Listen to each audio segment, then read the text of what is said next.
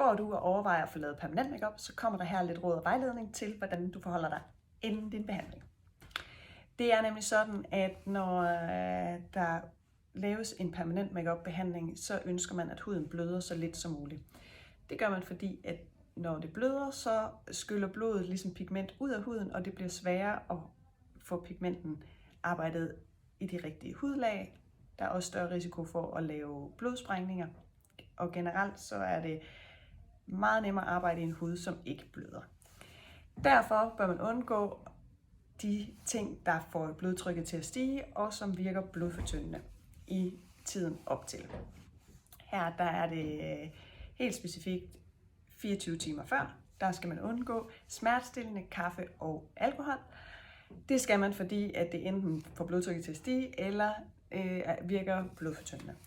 I forhold til de smertestillende, så er det okay at tage almindelige Panodil, Pinex eller Pamol.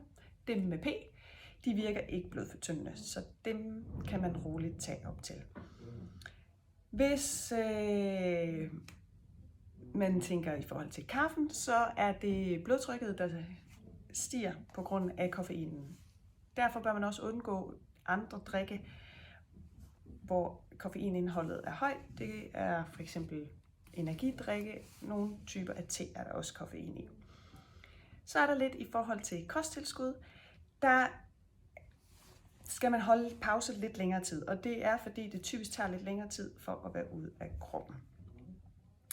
Her er det primært fiskeolie og E-vitamin, som virker blodfortyndende. Er man i tvivl, så kan det være en god idé at bare holde pause med det hele i 7 dage op til behandlingen. Så er der lige en der er nogle ting, der kan snige sig ind i kosten i hverdagen. Hvis du for eksempel er en af dem, der drikker meget ingefærshots, så er det en god idé at holde pause med det. Ingefær er nemlig blodfortyndende, og det er hvidløg også. Her snakker vi hvidløg i lidt større mængder, at der skal man undgå det.